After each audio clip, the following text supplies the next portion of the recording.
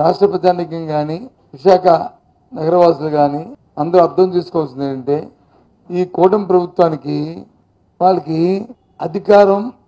అధికారంతో పాటు దోచుకోవడం ఈ రెండు వాళ్ళకి అవసరం. ప్రజల తాలూకా మంచి పరిపాలన చేయాలి చూడాలి అనే ఆలోచన లేదనిపిస్తుంది. అది అంటే నాకు డిప్యూటీ మేయర్ వస్తే లేదు, నాకు మేయర్ వస్తే లేదు, నాకు ఇంకో పదవి వస్తే దాంతో అధికారం చెలాయిద్దాం, లేదు దాంతో దోచుకుందాం. దేనికోసమైనా దోచుకుందాం.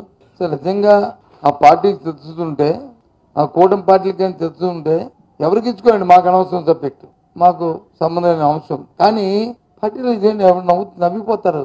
సుమారు 63 మంది కార్పొరేటర్లు ఉంటే దగ్గర 20 మంది కార్పొరేటర్లు వచ్చి డమా కొట్టిస్తారు. అంటే పార్టీకి పట్టలేదు, ఎంతసేపు సింగిల్ పాయింట్ ఎజెండా అనేది అర్థమవుతుంది. కాబట్టి చాలా దురదృష్టకరం ఇవాళ విశాఖపట్నం కార్పొరేషన్ సంబంధించిన ఎన్నికల్లో జరిగిన పరిణామం. దీన్ని బట్టి నేను మళ్ళీ చెప్తున్నాను, ఈ కూటమి ప్రభుత్వానికి అధికారమే ముఖ్యం తప్ప అది ప్రలోభపెట్టుకుని అవినీతి కార్యక్రమాలు చేయడమే తప్ప, దోపిడీ చేయడమే తప్ప ప్రజల సంక్షేమం కానీ ప్రజల తాలూకు అభివృద్ధి కానీ వీరికి అక్కర్లేదు అనేది ఈ ఎన్నిక స్పష్టం చేస్తుంది. దానికోసమే ఎక్కడ చూసినా సరే రాష్ట్రంలో సంఖ్యాబలం లేనప్పటికి కూడా ప్రభుత్వం తాలూకా అధికార దర్పంతో అధికార దుర్వినియోగం చేస్తూ పోలీసులు అడ్డబెట్టుకొని సాక్షాత్ ఎన్నికల కమిషన్ ఇచ్చిన ఉత్తర్వులను కూడా బేఖాతరు చేసి కృష్ణా జిల్లా లాంటి మున్సిపాలిటీల్లో దౌర్జన్యం చేస్తూ ఇవాళ పదవుల కోసం చేస్తున్నారు. ప్రజాస్వామ్యాన్ని అపాస్పాలు చేస్తున్నారు. ఇది వాస్తవం. ఇది చాలా దురదృష్టం. సంవత్సర కాలమైంది ఈ ప్రభుత్వం వచ్చి. ఈ సంవత్సర కాలంలో వ్యవస్థలన్నీ కూడా స్టాండ్స్టిల్ అయిపోయాయి. ఏ వ్యవస్థ కూడా చట్ట ప్రకారం రాజ్యాంగ ప్రకారం నడుచుకోవట్లేదు. అన్ని వ్యవస్థలు కూడా వీళ్ళ ప్రభుత్వం తాలూకా గుప్పిడిలో పెట్టుకొని చట్టాన్ని చుట్టంలో చూసుకుంటున్న పరిస్థితులు వచ్చాయి. ఇప్పుడు చాలా దురదృష్టం. ఇది వ్యవస్థకి నష్టం, ఇది సమాజానికి నష్టం.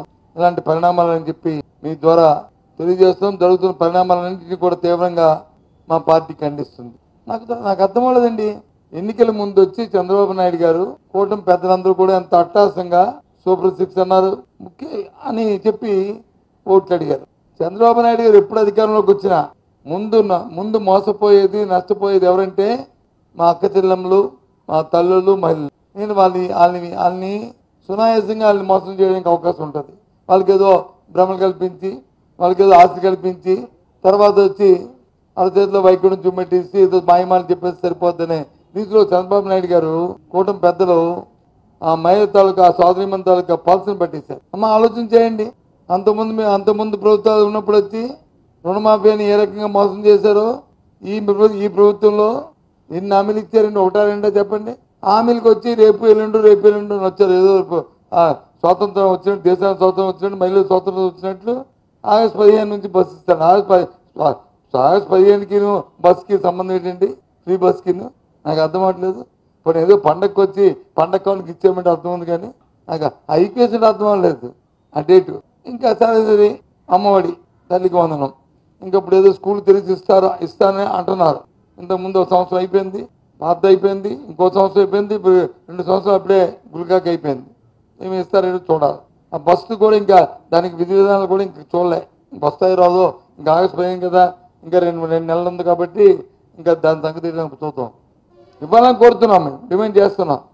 ఇవన్నిటికంట ఆ చెల్లికి ఆ అక్కకి 3 రోజుల కింద ముఖ్యమంత్రి ఒక సమావేశం మాట్లాడుతూ ఒక జలక్కిచ్చారు. ఏ రకంగా వాళ్ళకి ఎంత ధైర్యంగా మోసం చేయడానికి ప్రయత్నం చేసిన మాట ఏం చెప్పారంటే, ఏదైతే ఆడబిడ్డ నిధి అని ఎన్నికల్లో మాట ఇచ్చారో ప్రతి మహిళ 18,000 నిండిన చెల్లికి 59 సంవత్సరాలు ఉన్న మహిళ లోపల నెలకి 1,500 రూపాయలు ఇస్తానని చెప్పారు ఆడబిడ్డ నిధి. మొన్న 3 రోజుల కింద ఏమంటారు, అది P4 పెట్టాను, ఆ P4లో చూస్తాను, P4కిను ఆడబిడ్డ నిధికి సంబంధం ఏంటి ముఖ్యమంత్రి గారు? నాకు అర్థం అవ్వలేదు. మేము రాజకీయాలు కదా, మాకు కూడా కొద్దిగా జ్ఞానోదయం చేయండి. P4కి ఆడబిడ్డ నిధికి నెలకి 1,500 మీరు ఇస్తానన్నా, సంవత్సరానికి 18,000 రూపాయలు ఇస్తానన్నా. ఇప్పటికే ప్రభుత్వం వచ్చి 12 నెలలు అయ్యి సుమారు 1,50,00,000 మంది ఎంతో అర్హులు ఉంటారు. కొన్ని అంకె అంతే తమనేయండి, సుమారు 1 కోటి పైనే ఉంటారు. మేము 1,50,00,000 అంటాం, మీరు 1,30,00,000 అంటారు, లేదా 1,20,00,000 అంటారు, లేదా 1,60,00,000 అంటారు. ఎంత ఉన్నాయండి? ఏది 12 నెలలు అయిపోయిన తర్వాత ఏం చెప్తారు? ఇప్పుడు P4 కంటే దానికి లింక్ పెడతారు. P4కి లింక్ ఏంటి? P4 ఏంటి, ఇదేంటి? నాకు అర్థమాడే అంటే స్ట్రెయిట్గా ఆ సోదరి మనల్ని ఆ అక్కని ఆ చెల్లిని ఆ తల్లిని స్ట్రెయిట్గా వాళ్ళు వచ్చి మోసం చేసినట్లు కాదా అని ప్రశ్నిస్తున్నాను ఈ ప్రభుత్వం. దీనికి సమాధానం చెప్పాల్సిందిగా ఈ కూటమి ప్రభుత్వాన్ని అడుగుతున్నాను. ఏం చేస్తారు మీ మిత్రపక్షాలు, మీ తాలూకా మీ విధానం ఏంటి చెప్పండి అడుగుతున్నాను. ఇది హులిక్కి అయిపోయినట్టునా, సోదరి మనకి జలకిచ్చినట్టునా? మీరు దాన్ని ఎండాల్సి చేయండి. జనసేన కానీ భారతీయ జనతా పార్టీ కానీ మీ తాలూకు విధానం ఏంటో దీన్ని మీరు చెప్పాలి. అంత ధైర్యంగా ఎలాగండి? ఎంతవరకు రేపిస్తాను నుండిస్తానని వారు ఇప్పుడు ఏకంగా అంటే ఎంత మోసం అంటే ఎన్నికలండి ఎంత అపాసం అయిపోయింది. ఎన్నికల ముందు ఏదైనా చెప్పొచ్చు, ఎన్నికలు అయిపోయిన తర్వాత ఏదైనా మనం మాట్లాడవచ్చు. అయిపోయింది కదా, మళ్ళీ 5 సంవత్సరాల తర్వాత ఆలోచించుకుందాం అనుకునే రీతిలో ఇవాళ ఈ కూటమి ప్రభుత్వం ప్రయత్నం చేస్తుంది. ఈ రాష్ట్రంలో ఉన్న అక్కచెల్లెలను అందరినీ ప్రతి మహిళని కూడా ఆలోచించమని కోరుతున్నాను. ఏ రకంగా ఈ ప్రభుత్వం యూటర్న్ తీసుకుంటుందో ఇవ్వండి. ఇది మీకేం చెప్తుంటే అనౌన్స్ చేయండి. డేట్ ఎప్పటి నుంచి ఇస్తారో ఈ ఆడబడింది. ఇది ఈ 18 సంవత్సరాలు నిండిన మహిళకి, 59 సంవత్సరాల లోపు ఉన్న మహిళకి ఎప్పుడు లోపు ఇస్తారో అనౌన్స్ మరి ప్రకటించాలని కోరుతున్నాం. రేపు మహానాడు ఏదో ఆర్భాటంగా మీ తాలూకా ఆరిబాధ్యం చేస్తాను చెప్పండి. అక్కడ చెప్పాలని డిమాండ్ చేస్తున్నాం. లేకపోతే మీరు పూర్తిగా కూడా ఈ మహిళలందరినీ కూడా మీరు మోసం చేసిన వాళ్ళు మోసకారులు అనేది నిర్ధారణ అవుతుంది. అందుకే ఇవాళ మిమ్మల్ని అందరినీ పిలిచాం. జీవితంలో ఎన్నికల్లో చూస్తుంటే ఎన్నికల వాళ్ళు చేస్తున్న ఈ ప్రభుత్వం అధికారాన్ని చేతితో తీసుకున్న వాళ్ళు చేస్తున్న వ్యవహారాలు ఏ విధంగా కుమ్మలాడుకుంటున్నారు, ఏ విధంగా అక్కడ ఆ విషయాలు అవన్నీ చూస్తే జోగాత్సకరంగా ఉన్నాయి చూడడానికి, వినడానికి కూడా. సంఘటనలన్నీ వినకూడనివి, చూడకూడనివి పార్టీలో జరగకూడదు జరుగుతున్నాయి కాబట్టి వాటిని తీవ్రంగా మా నిరసన తెలియజేస్తూ పాపం నష్టపోయారు ప్రజలు.